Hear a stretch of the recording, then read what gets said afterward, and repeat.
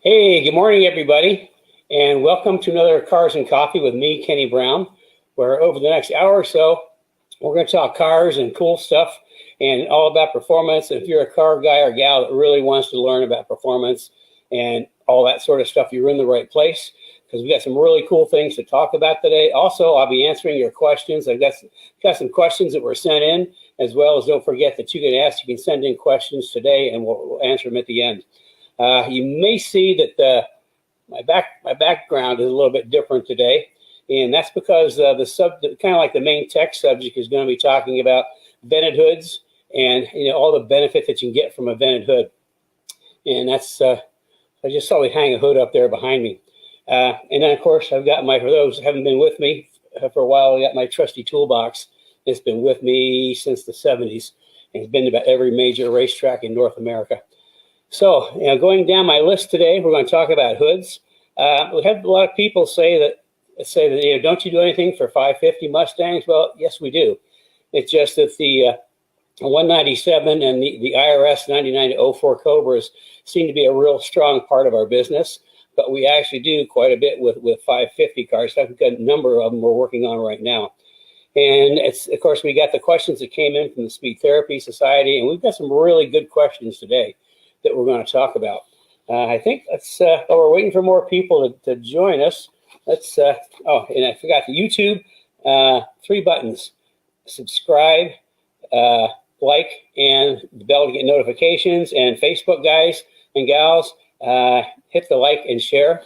That helps us spread the word. And the more we can spread the word, the better things are. So I think I'm going to jump into some really good questions. Here's one from John. I've got a friend building a Resto Mod 67 Mustang and asked this question. On a triangulated 4-link, the upper bar needs to be angled downward to the front about 5 degrees, correct? I never measure the angle of upper control arms in a Fox body. Do any of you know the best angle for the street-driven pro touring style Mustang? Okay, that's kind of a interesting question because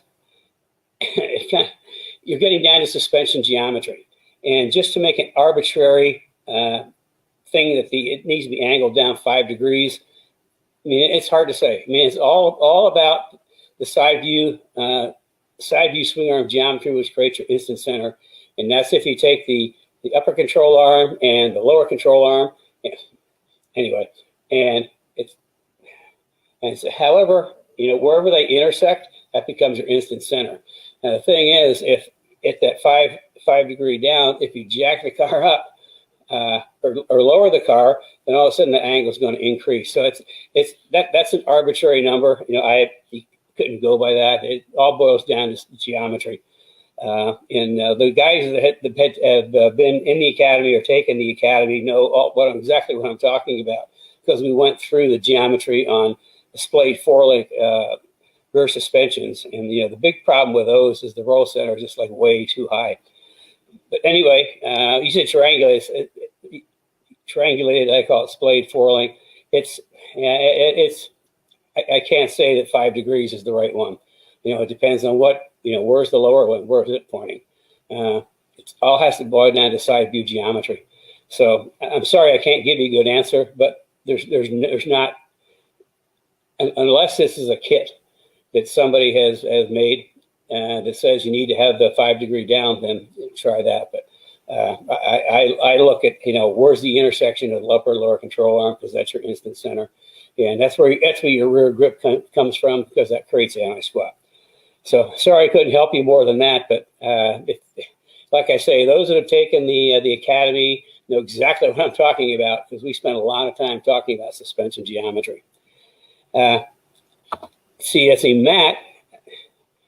had a question. Is that 8.8 track lock clutches have been replaced about approximately 3 years ago.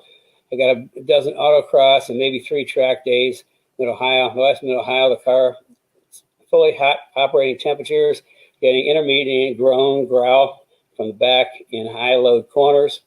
The pit, nothing seemed to be amiss. No rubbing, looseness were felt. with the trans gear and the wheels in the air. Let's see, one wheel will break way out. Anyway, he's talking about the breaks way with torque. The clutch is worn out already. I'd say if you've got a clutch type differential and you got more than one event on it, they're worn out. I can go back to like '86 when we were running the Slim Mustangs, and we had to run the Ford clutch type differential. I mean, they wouldn't last but a couple hours in a race. What we ended up doing is we actually, you have to, when you put the spider gears in and the pin, you have to kind of like turn the axle and twist it so they go into place. And what we did is we polished the daylights out of the path and the spider gears that run in there. And we put an extra disc in, an extra clutch disc in there. And it was so tight that Rex would get this great big bar and he'd pull the axle until we could slide it in, and it would last for no more than 2 or 3 hours. And that's when we got together with Auburn up in Indiana, and they put together, they have like a cone type clutch. It's not like clutch disc, it's like a cone, and they actually put together a super aggressive cone differential for us, and it worked great. We had no problems with it. The trick was we did not run friction modifier, so we get the best possible grip out of the diff, and which was kind of cool on track. It was no noise at all, but as soon as we pull into the pits, there'd be this bang, bang, clunk, and that was the cones as they'd like skip across because it wasn't a friction modifier. The other thing he said about a groan, sometimes on some cars going around a corner that pick up a groan, it might be the rear brake pads. I've had that happen a couple of times. In fact, on the Mustang Challenge cars in 2010, I think, they were complaining about in some corners they'd get a groan out of the back. So we were testing, and I put a number of laps on the car, and the way to tell if it is the brake pad that's creating the groan is as you're going around the corner. As soon as it groans, put just a light tap on the brakes, and if the groan goes away, it's the brake pads. If the groan stays there, then it's more likely in the differential. So that's my diff thing. But if you want to have no problems at all, switch to a Torsen. Everything we do anymore is based off a Torsen because they are a torque sensing differential, which what that means is whichever wheel has the most torque or most traction is going to get the most torque. So switch over to a Torsen, and all your differential worries will go away, and you actually get better grip in all instances. Let's see, we had let's see. This is I want to pick up a little bit on Alessandro was talking about. He had kind of a really long thing about his. I think it's the 550 car. He's running in hard corners. He's getting fuel starvation if the tank isn't completely full. And I've only heard of that a couple times. We really didn't have that problem with any of my cars. But nevertheless, if he's having that problem, and somebody came up with a response with a full-on race fuel cell, be out of the question. Well, the answer to that is not really. But the issue is, first of all, you're looking at probably anywhere from, say, $1,200, $1,500 just for the cell. Then you have to have all the stuff that makes it work. Then you have to cut out the trunk and build a frame that the fuel cell can sit in. And I mean, it would be, you can do it. It's a lot of work and a lot of expense. However, it's a really good thought, because the reason that fuel cells work so good, okay, is inside. Of course, they've got the bladder. They got the outer shell. Then they got the bladder, the ballistic bladder, so it won't break open under a crash. But inside, they're just packed with foam. They use this foam inside so that the gas doesn't slosh. I mean, it just kind of captures. So what that means is you can actually buy that foam in blocks. So you can go on like Fuel Safe and look it up, and you can buy blocks of foam. So what you could think of doing is, because you can get into both sides of the gas tank from the back seat, is pull the two tops off and cut up a bunch of foam so they squeeze in, and just pack everywhere you can. Just pack that gas tank full of the fuel cell foam, and that should help reduce the sloshing, because that's how fuel cells do it. So you might as well, instead of getting a full-on fuel cell, just pay I don't know, $100 or so to get the foam and just pack it inside your fuel tank on both sides, so the gas won't float around. So that's a recommendation for you. Let's see. Oh, Paul Dondero, member of the, he's in our academy class right now. He said, how to adjust camber at the track? What type of measurement gauge is appropriate? Okay, well, Paul, what you don't know is in the coming weeks, you're going to learn all about adjusting camber at the track. And the thing is that I typically at the track, I don't use a camber gauge to adjust camber. I mean, we'll use a camber gauge to get the initial camber setting, but from there, it's all based off of tire temperatures, and we'll be talking about that in the coming weeks.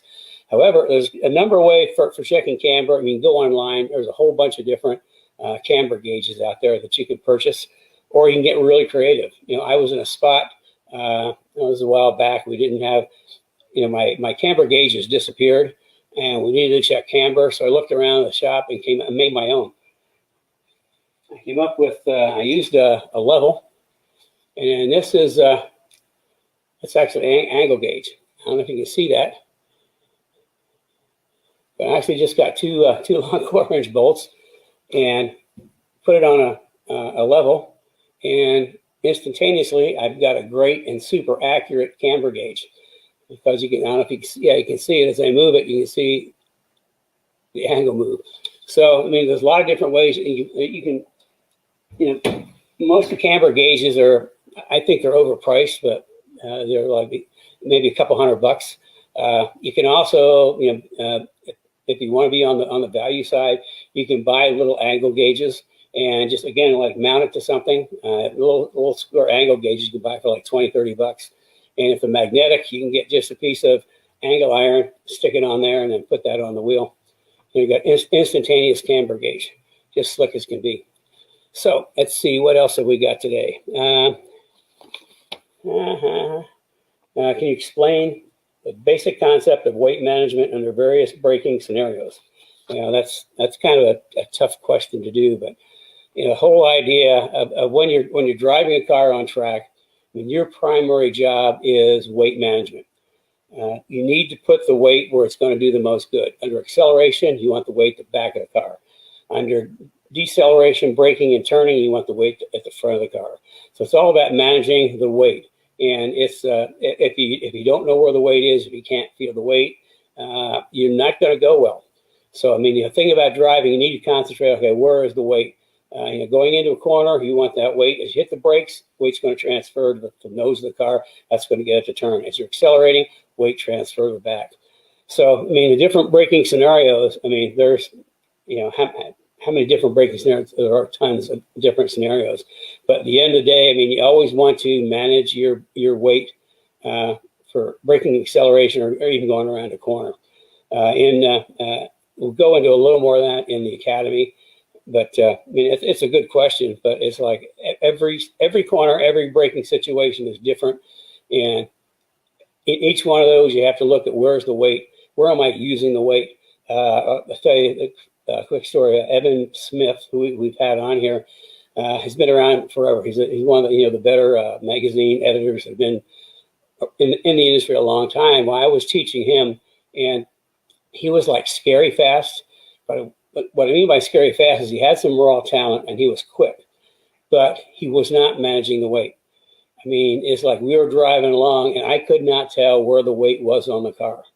And to me, that's not a good thing, because if it wouldn't take much of an upset in the chassis without knowing where the weight is to make something, you know, not happy happen. So once I got him into his head, you know, think about where's the weight? Is it in the front? Is it in the back? And once we got to that point, then all of a sudden he got really good. And he's been pretty good to this day. In fact, he's one of the best editors when it comes to track driving that is out there. Okay, let's move along to our tech topic, which is vented hoods. And you can see behind me, this is one of the Tiger hoods that my late son Paul developed a number of years ago. They're back into production. We had some problem getting them, but I think we can get them again. At least we got ones hanging up here. Now here's the thing. What does a vented hood do other than look cool? Well, it does a number of things.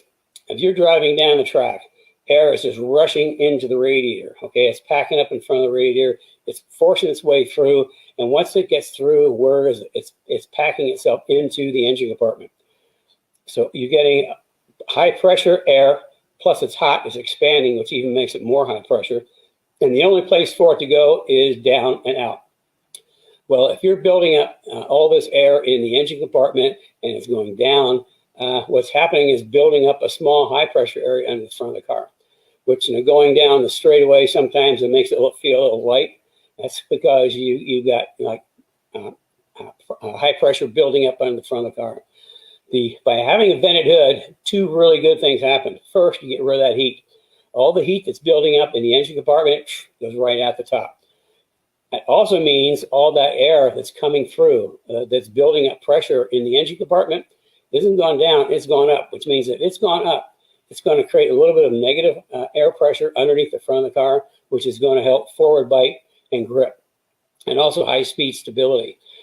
When Ford was testing their Boss 302S, I think it may have been at Groton, this is a number of years ago, my late son Paul showed up with one of his hoods, like what's behind me, and they put it on the car. No other changes to the car. I can't remember the exact number, but pretty significant. It picked up like 1 or 2 seconds of lap time with no other changes in the hood. And that's why all the Boss 302S cars had this hood on it. So, I mean, vented hoods do two things. They let the heat out, they let the pressure out. I guess 3 things, and they give you better front grip and high-speed stability. So that's why all our track cars have vented hoods. This is one of the better ones, and we can now get them again. They were running behind a little while ago, but I think they're back into production. So they are available. And this one is carbon. What's the advantage of carbon? The hood weighs 7 pounds.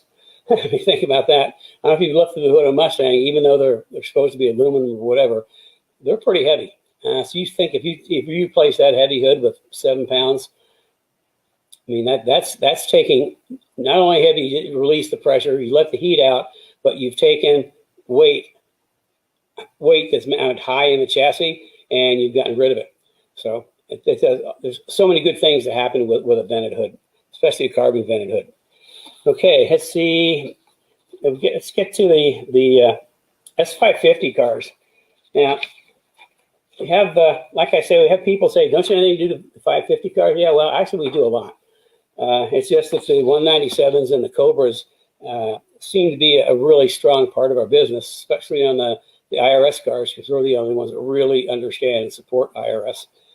But I thought we'd put together some little things on a little presentation on the 550s, along with I got a list of everything we did. We're going to use Maryland as our example. That's the CSR that we built. 2017 CSR, that's just an amazing track car, just blisteringly fast. And so I thought we'd use that as an example, all the things we can do and do for 550 cars. So fingers crossed, we tried this technology thing before, and it worked once and failed 2 times in a row. So fingers crossed, and yay, it worked. Okay. Now, as we go through this presentation, now I'm going to go down and kind of list all the things that we do that's part of each section.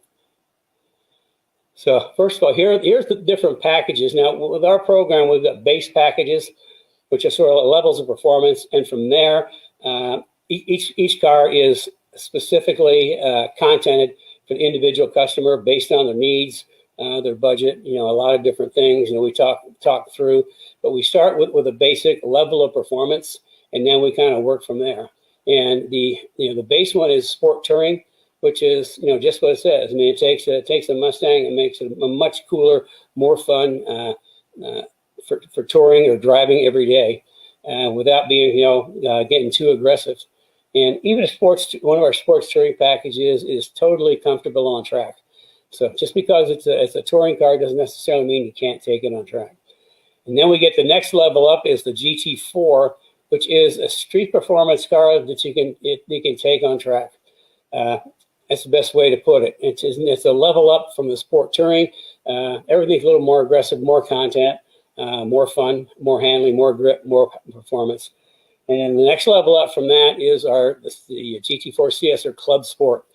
Now this is like some really serious track performance, and it's kind of like the GT4 is a street car you take on track, and the Club Sport is a track car you can drive on the street. That's the best way to look at it. And all of this is, it's a matter of content. Everything gets a little bit better, and then the real killer track car is the GT4 CSR, the Club Sport R, and we're going to go through Maryland and just kind of show you how much stuff goes in there. And then of course we do some supercharged cars, and I only use on a Mustang, I only use centrifugal superchargers, and on the 550s it's all air to air on the intercooler. The air to air is more like a turbo would do, like a race turbo. A race car with turbos is air to air intercooler. And I only use centrifugal because it builds the power more in a linear fashion, where with the positive displacement like an Eaton or a Roush or a Whipple, you've got instantaneous boost, instantaneous torque, which coming off a corner, suddenly becomes, you have to use your right foot to manage the torque so you don't light up the rear tires and lose grip and lose time. But with the centrifugal, like a Vortec or I don't know what's the other one. Anyway, then what happens is the boost is more linear, which means the faster you go, the faster you go. So it suits a Mustang much better because you don't get that instant torque off the corner, and just keep putting your foot down and keep going faster and faster. So Pro Charger, that's the other one. The Vortec or the Pro Charger are the two that are centrifugal, and then of course we use the air-to-air intercooler. Okay, this is Meet Maryland, and Maryland is was kind of an interesting car. We name all our cars, and most of our customers name their cars. And Maryland was a pretty extensive project, and there's a lot of content to it. And when you have a lot of content, you're relying on a lot of different suppliers. And one thing in the aftermarket about suppliers is they will let you down. That's a proven fact. So, through a number of delays, and we finally got Maryland put together. And it's kind of a really cool car. It was that 3-coat, a tricolor white. It's pretty gorgeous. So the reason it was named Maryland because it was a drop dead gorgeous platinum blonde that everybody wanted to get their hands on, but nobody could catch. So that's how the name Maryland came to be. So let's take a look at what is Maryland. Yeah, there's Maryland right there. And you can see that it just looks pretty potent. I mean, it looks totally planted, which it always is. I mean, the car is just amazing to drive. And you can see a lot of, I'll point out some things that we'll talk about more. We got the side splitters, we got the splitter, we got the tow hook, we got the oil cooler, we got the canards, we got the vented hood and the aero latches and the wing. You can see quite a bit of the outside things. And the front fenders are wider. They've got the GT350 front fenders. Okay, engine performance. Okay, here's what we did to the engine, and it made some pretty decent power. We used the comp stage 2 cams. If I did it again, I think I'd go to the stage 3 cams. And this is the stage 3 cams for the using the existing valve springs. We put in the Ford Racing steel billet oil pump. Anytime you have a front cover off of a modular motor, you want to put in the billet oil pump. And we use this as a 17. We use a GT350 intake manifold, GT350 throttle body. And of course, it got one of my baffled road race oil pans, which keeps the oil from sloshing around. It's kind of like the gas was sloshing around in Alessandro's gas tank. Well, the oil pans that we use are baffled so that the oil won't slosh as much, and you always have oil pressure. And of course, we have the cold air kit, and then engine oil separators to keep the, in fact, that's oil separator right there, keep oil from getting into the intake manifold. And any Coyote type engine really needs a oil separator, and you really only need them on the passenger side. It seems to be the worst side. And then it was tuned on the dyno, and of course it had pedal max. And pedal max is the coolest little piece of kit you can put in any car, Mustang, truck, van, SUV. Pedal max is it's a little box, and it goes. You unplug your gas pedal is drive-by-wire. It's electronic. So you unplug the gas pedal from the loom, and you put the pedal max in between the loom and the gas pedal, and in simplest terms, it turbocharges your right foot. Okay, it actually speeds up the signal from the gas pedal to the throttle body, and I'm sure that if you're really paying attention, that driving one of these cars, that the pickup can be a little sluggish between the time you hit the gas and the time the car starts to go. Well, the pedal max just fixes all that, and then they come with a little dial. You can dial, it goes from 0 to 100, and you can kind of pick just how quickly you want the accelerator to be. I typically, driving around town, I'll keep it about 60%. Gives me a good punch. On track, it would go up to like 80 or 90%.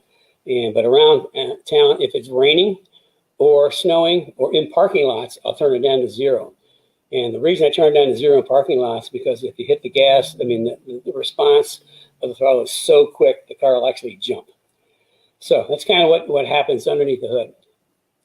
And then, of course, jacking rails. Jacking rails are kind of essential for jacking the car up. And for the 550s, we've talked about this before, we have a really unique jacking rail. And that the body itself that these bolt to are at look like a 5-degree angle.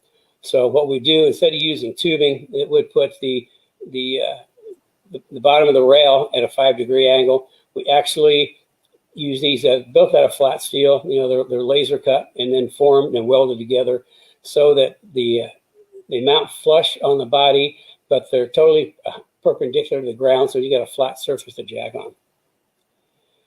Okay, now we get into our advanced suspension system.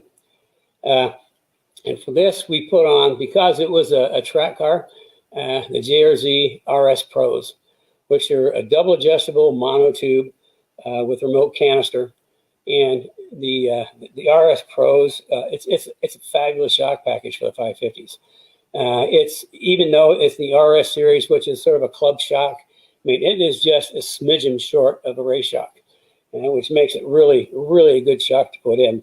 And because it's monotube, we can see here we mounted it upside down, this is the line going to the remote canister, so it doesn't have to bounce up and down. But these JRZ Pros are just an amazing shock. And of course, I picked the specific spring rate for each individual car, each individual application. I'll pick the spring rate for. So it gets custom springs, and of course we include a spanner with that. And all the shocks that coilovers that come from me, as you probably know, are pre-adjusted.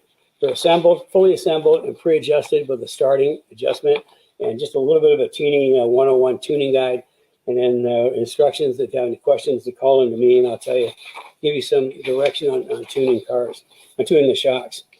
And then in the back, we've talked about this before, we do the IRS subframe support, where we lock the IRS subframe down so that it doesn't move all over the place. And this car started as a Performance Pack 1, which gives us a lot of extra stuff like the torsion and 373 gears and better suspension pieces.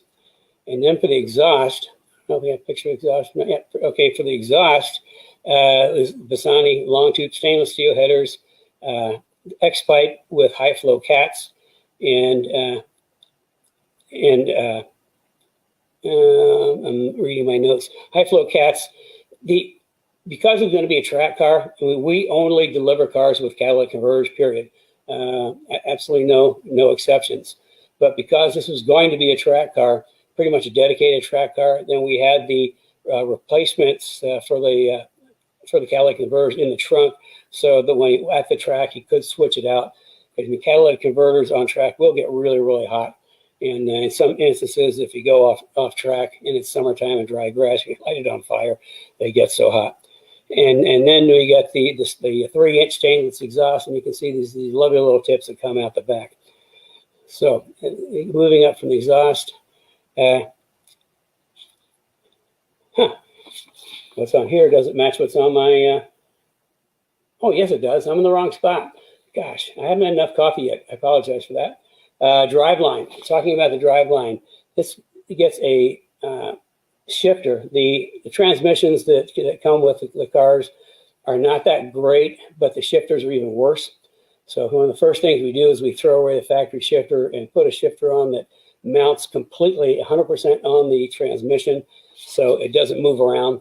So you get much better shifting. And we thought this car, a white knob, would be just the thing. It looked really awesome in there.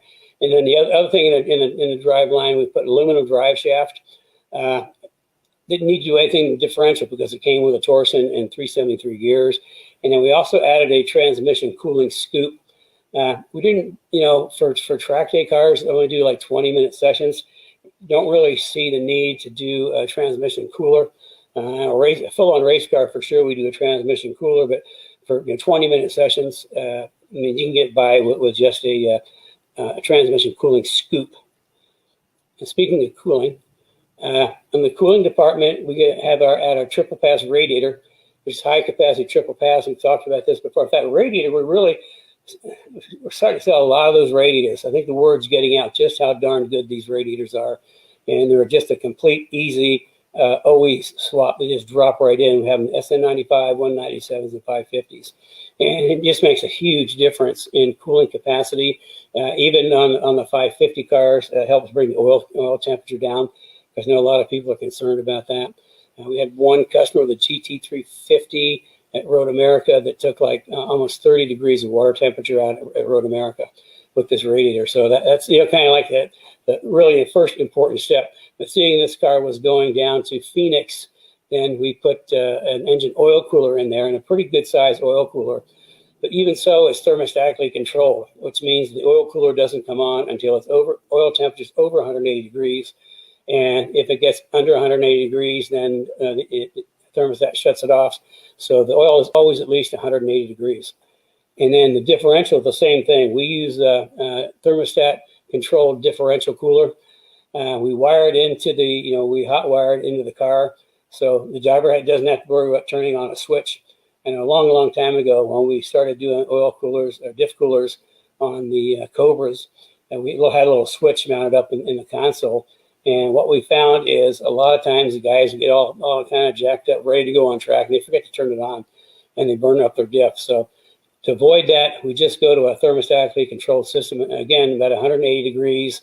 The pump and the fan click on, and we always use a fan on the cooler itself, because you can't, at the back of the car, you just can't rely on airflow to get to it and do its job. So depending on the location and where it is, it's either a pusher fan or a puller fan, but we always have a fan on the cooler, and it's wired with the pump. So pump comes on, fan comes on. And the cool thing about having wired into the system is that even when you pull into the pits, if the diff is still hot and you turn the car off, the diff pump is going to keep running until it gets cooled down.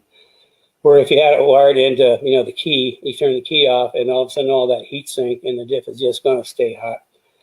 So what's next? Here's a shot of the radiator, and you can just see how thick that is. And believe it or not, as thick as that is, and it's a triple pass. Remember, it comes in one side, goes across, makes a U-turn, comes back across, makes a U-turn, goes back again. So it's highly efficient. And then the fins that we use in these are smaller, so we actually get like 17–18% more surface area than other 3-core radiators, which means more cooling. So it's like I say, they're getting to be really popular. We're starting to sell quite a few of them. I think the word's getting out that it's a really good thing to have. Okay, brakes. This is the front brakes and front brake cooling. I can tell you that we've tried a number of getting this hose in for a 550 car to the brakes is a real challenge. On different cars, we tried a number of different ways. Haven't come up with the ultimate, but you just have to get creative to get that hose, kind of snaked all the way back to get it up to the brakes. But brake cooling is super important for a track car. And we've talked about this before. I mean, the brakes get hot, plain and simple. If they get hot and you get natty, even cool, because brake ducts improve the pad life and they improve rotor life. And they also improve safety because the brakes aren't going to get overheated and fail. Now, here's the Gonzo brakes that we put on Maryland. Now you say, oh, man, it looks pretty big. Well, just to give you an idea of just how big that is a 15-inch rotor. Okay, the rotor is 15-inch by 1.4. Most big brake kits are like a 14-inch rotor by 1.25. Well, this is 15-inch by 1.4. So it's a full-on race type rotor package. And if the disc is 15 inches, just look how big that caliper is. I mean, the caliper is massive, and the brake pad is bigger than the palm of your hand. In fact, the caliper itself is bigger than a license plate. That kind of gives you an idea. So that's what we do up in the front. And of course, remember we talked about the thin little lines in the rotors. We only use slotted rotors, no holes. Holes will crack. They always have to point forward to get the best operation. And then we can see, in the back we use our standard 6R, which is the Extreme 6R, which we've used for years on the 197 cars. But we use a full 14-inch, 15-inch rotor on the back with a 15 by 1.25 6-piston R calipers on the back. So when you talk about braking capability, man, you can haul this thing down from really high speed in no time at all. I mean, it just stops. And of course, we use stainless steel lines, and then as well as high temperature fluid. And the customer wanted black calipers, so we had a custom color of black with the red Kenny Brown and the white bear claw. Okay, interior. Oh, I forgot to mention the wheels. These are Ford's line wheels, and again, he wanted them black, so we got custom color of black powder coat. Is the VX1 monoblock wheels. Great wheel, open lug, so it's easier to get the lugs on and off. And then also, it's 19 by 10.5 front and 19 by 11.5 rear. Okay, and then for tires, we put a 305 30/19 on the front and a 325 30/19 on the back, and Pirelli Trofeo R's. So it had like super sticky tires, super big, super sticky tires, and man, they grip. I mean, like I say, driving this car, I got to drive a little bit at the Corvette Museum track, and I was just blown away just how well this thing drove and how hard it gripped the road. So then moving on to safety, we came with the Recaros, so we added the Schroet. This is a 4-point single clip harness belt. And then we also, put in the roll bar. And so for a number of things, it's a safety measure. Plus we can mount the harnesses to it. Plus the rear seat delete to give that kind of like custom look. It looks really, really tidy inside with the roll bar and the rear seat delete. And then we get the aero on the hood. This is a different kind of vented hood. The one that, like the one that's behind me, the Tiger hood was not available at this time. So this actually has 3 sets of vents on either side and then in the middle. So there's plenty of cooling in the hood. And also this kind of shows the aero catches that we put on. Anytime that you put on a lightweight hood, you always, always, always have to put hood pins on of some kind. Now, over the years, we've evolved to using these aero catch, and you can see how slick they are. I mean, they're perfectly flush on the hood, so they don't have any issues with obstructing the airflow, and they look really cool. Now, most cars we mount north and south, but just due to the nature of the curvature of the hood, it worked better to mount east and west, and they mounted really good there, and it looks great. So I mean, that's what we use as the aero catch. We use it pretty much exclusively on all our carbon hoods. Okay, now here's a good shot of the side aero, the side splitters. And what we've talked before, and we go over that in detail in the aero section of the Academy. In fact, speaking of aero in the Academy, the illustration that I think was in the email showing it's actually, I think it was a GT500. That is actually one of the illustrations. They're in the aero section of the Academy.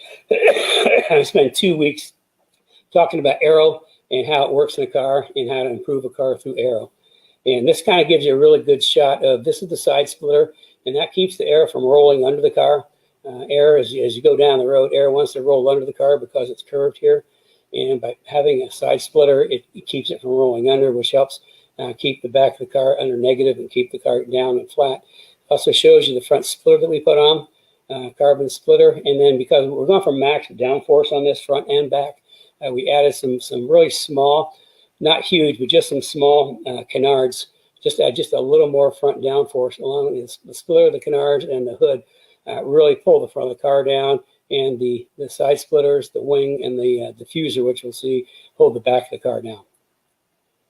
And there you can see, there's a good view of the splitter. And we decided to put this little red line on there. It just looks, it made it stand out and just really good. And you can see the curvature on the canard. And here's another picture of it. And they're not giant ones. They're pretty small. It's just, every little bit helps. And you can see here, they're just not huge, but they don't come out any further than the edge of the fenders, which is how I wanted it. I didn't want anything sticking out because that disrupts the airflow. It adds a little bit of downforce without disrupting the airflow. That's pretty cool. I like that shot. It also shows you just how big the tires are. Okay, and then here's a shot of we've got the GT350 type fenders, and we knocked this out. So this actually is a vent, the front fender vent, to help reduce pressure that builds up under the fenders. Another aero thing actually has some aesthetic value too. This helps evacuate pressure that builds up within the fenders themselves. And then the rear wing, we use the 3D type wing, which has a raised section. And the purpose of that raised section is, especially for a sedan, as the air comes over the back of the car, having this raised section actually kind of induces the air to come under the wing more so than if it were flat all the way across. Anytime we use a lower wing, I like to use the 3D type to help pull air underneath it.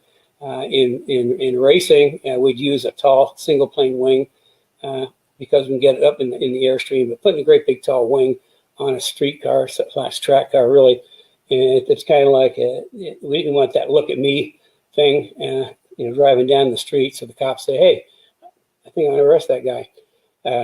So we put the 3D and mounted it low. It looked, as you can see, it looked pretty cool. And here's the diffuser we put underneath it. So we're using the side splitters, the diffuser, and the rear wing, all to create downforce at the back of the car. And that is about the closest anybody will get to this car. If you're following it, you won't follow it for long because it's going to be gone. I mean, the car is really, really, really, really quick, and it's just absolute dream to drive. One of the nicest driving cars I've done. Even drives nicer than Ruby, my 197 car. So, I'm back. So, for those that say, what do you do for 550s? Well, you can see we do a lot. And the content on all the 550s is just based off the individual, what your needs are, how you plan to use it. If you're a track guy, what your level of driving you're at. And then, of course, what your budget is. And I kind of, when we talk about all this, I try to come up with the best package. And if anybody wants to, talk more about a 550 and some planning, don't forget, I do the 15-minute consults. As you know, asthma is a problem with me in the summertime. So a little bit of water will flush it down. So I think I got through pretty much everything. So if Kara, are you out there? Yes, I am. Okay. Do we have any more questions today? We have a couple. I'm going to get to those, but first I need to preface it. I am dog sitting today for my son and daughter-in-law, and if you hear any panting, growling, or barking, it's not me. Yeah, we're babysitting our grand doggies, and they're both puppies, so be aware. Okay, so let's see. The first question that we have is from Mike Wolverton. Does Kenny have any thoughts? I'll put this up so people can see it. And add your questions. So we just have a couple here. If you have any questions, please add them. It doesn't have to be on today's subject and be on anything. And here's Mike Wolverton's question. Does Kenny have any thoughts on the 2021 Mach 1 with the handling package? Seems like many of the great GT350s and GT500 parts on a GT. Okay, that's a good question. The handling, anything on the 550 cars, the handling package, to me, they're all undersprung, and especially if they've got the Magnarides. And typically, I have to look up. I think they come with like maybe a 130, 140, 150, somewhere in there front spring rate. And with the Magnaride, the best you can get is actually the GT350R front springs, which I think 240. All the other aftermarket springs are in the like 190 to 220 range, and that for street driving is fine. For track, it's like way undersprung. To give you an idea, on the 550s, our touring package is like a 350 front spring. Street performance, track performance would be a 500, 550, and then track performance, like was on Maryland, is a 650 front. So you can see that they're, to make a car really quick on track, you need some spring rate. And unfortunately, none of the factory cars don't have, in my view, this is my opinion, they don't have enough spring rate to really make them quick. So, and I think they're probably sharing some of the GT350 suspension bits, because that's kind of what Ford does, is they repurpose things that are already in the system. So, I mean, great street car, okay track car, but if you really want to get serious, and there's just not enough spring rate in there. And if you've got the Magnaride, then you're kind of, the best springs you can put on the front are the 350R springs, which I think are 240. So that's kind of my thought on spring rates. Like I say, a great street car, okay track car, but if you're really serious, you need a lot more spring. And if you have more spring, you need more shock. So that's why on Maryland we went to the RS Pro's fabulous shock package. And I think I was running a 650 springs on the front, and the back, because we went to coil on shock, not coil on control arm. I think I have to look at my notes, but either like a 650 or 700 in the back, and it just drove great. Okay, have we got another one? Okay, we just have a couple of comments right now. If you have any other questions, please add them to the comments, and Kenny will answer them. Mark is in the house. Mark says that it has shark gills like a GT350. Yeah, it's actually the GT350 fenders, because we wanted to put the 305s in the front and wanted to be sure it had plenty of room. So we got the carbon GT350 fenders and then opened it up so it actually did vent. So it vented out the air in the fender. And Mark's the guy that reduced his heat at Road America with the triple pass radiator.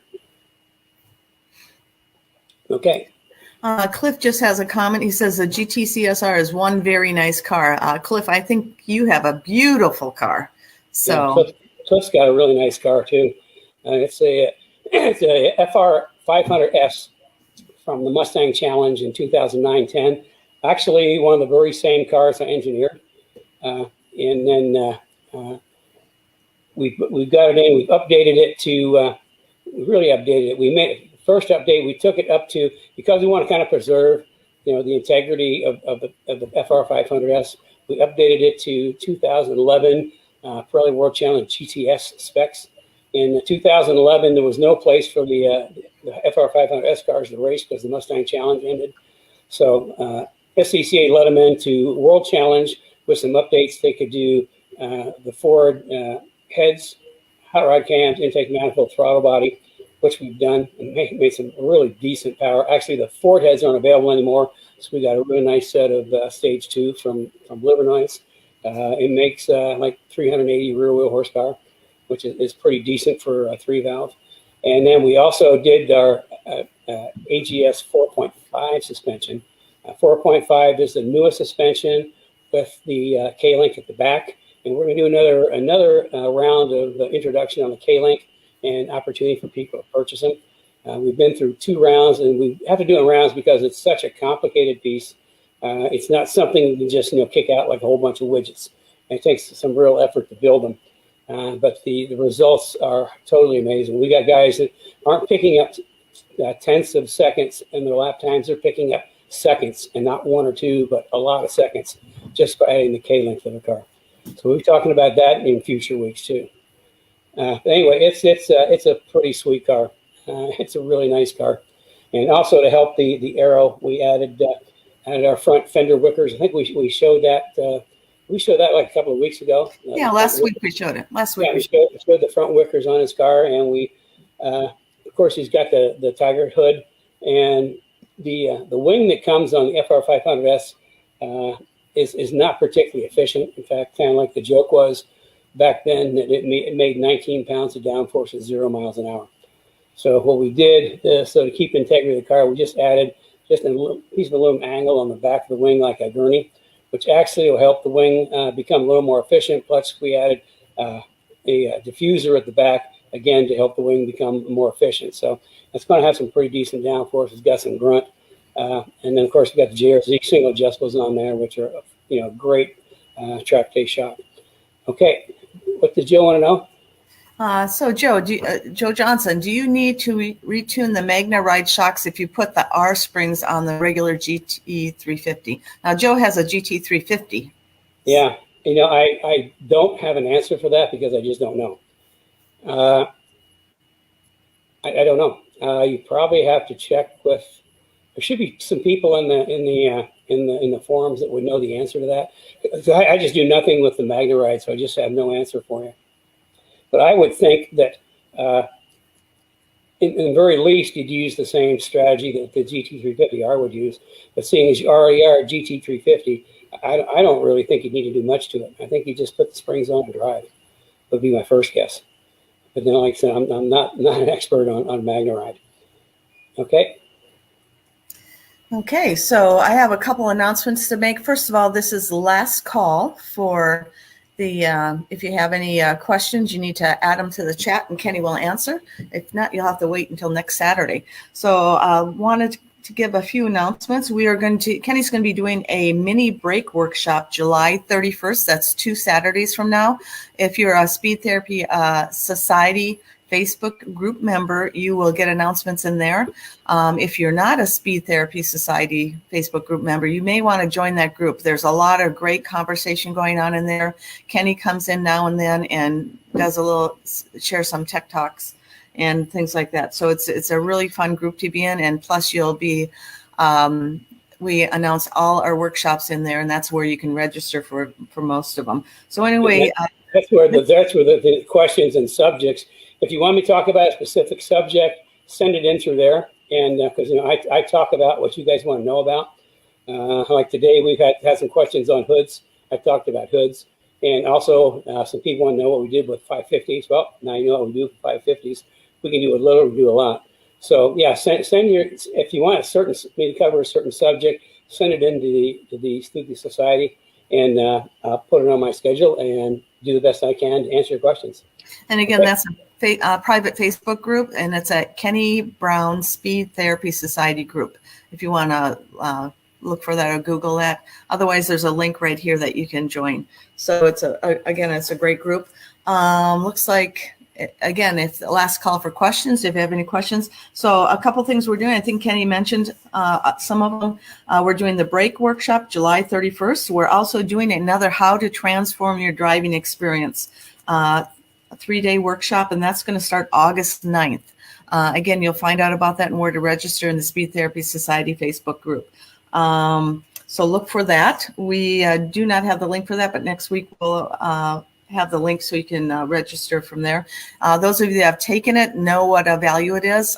Kenny goes over just all the steps and how to set up your car so you have a better driving experience. It's worthwhile. It's a free workshop. Also, the fall session of the Speed Therapy Academy is starting September 7th. It's a 16-week course, and it's, again, it's well worth the price of admission. Again, the fall session of the Speed Therapy Academy starts on September 7th. Let's see. Also, just for the people that watch this after the fact, we have a lot of people that watch it. They don't watch it live, but you watch it after the fact. You can find any of the Cars and Coffee on the Kenny Brown Performance TV YouTube channel. That has every single episode listed in there, and plus it has breakdowns if you're looking for brake tech, if you're looking for suspension tech. It's all broken down, so it's easy to find little tech tips in there. And let's see if we have any other questions. I think we're good to go, Ken. No questions. Okay. So well, it's interesting. You gave everybody the new information on the workshop and the academy, and to give you ideas, idea how new that news was is the first I've heard of it. So I think I have to come in on Saturday mornings just to find out what's going on. Oh, I'm so sorry, Ken. I guess I usually do break it to you. So yeah, anyway. You break it to me in Cars and Coffee. You're just a talent. Yeah. So anyway, that's what we have. So I think we're out of questions. So I guess we can say goodbye and see you next week. Okay. Well, we're out of questions. If any comes in, I'll try to get to them. But apparently we're done. I answered everybody's question, or you guys are getting so smart from watching Cars and Coffee that you don't need to ask any questions anymore. So anyway, I'm glad you could join me this morning. I hope you learned something. But be sure to share this with your friends. Get your friends to join us, because the more the merrier. The more people we get, the better it's going to be. So I really appreciate everybody showing up this morning. Again, I hope you learned something. And I'm not sure if I'm going to do next Saturday or not, but actually week after that's going to be the brake workshop. So you don't want to miss that. I mean, brakes are pretty darn important.